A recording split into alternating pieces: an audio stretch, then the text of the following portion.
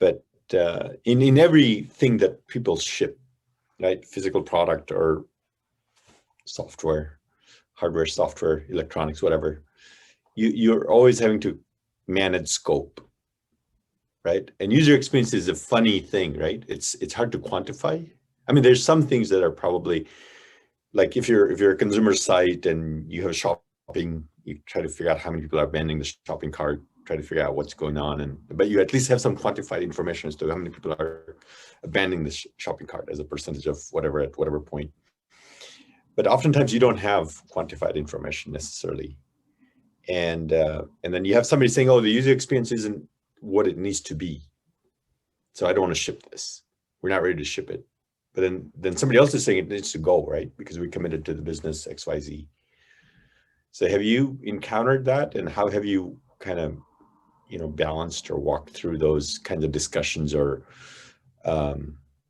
constraints? Something I kind of came up with about a year ago is this scorecard concept. And the idea was to have the individual teams come up with the 4 to 5 things that really matter for their product. Because every tool is slightly different, and what do they think matters to the users, and then to kind of just enumerate all the reasons why the user would think that was great or terrible, and then kind of give themselves a grade letter. And it's meant to be, super self-reflective.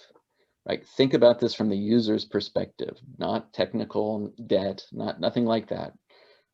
How are users thinking about the things they have to do, and how do they feel about it? And it got the teams to self-reflect from a different perspective. And it was just a nice exercise to do. Of course, we're not measuring. There's nothing. We didn't go out to the customers to ask them this question necessarily, right? But to force them, the programmers, right, to self-reflect. And so that's kind of a neat thing.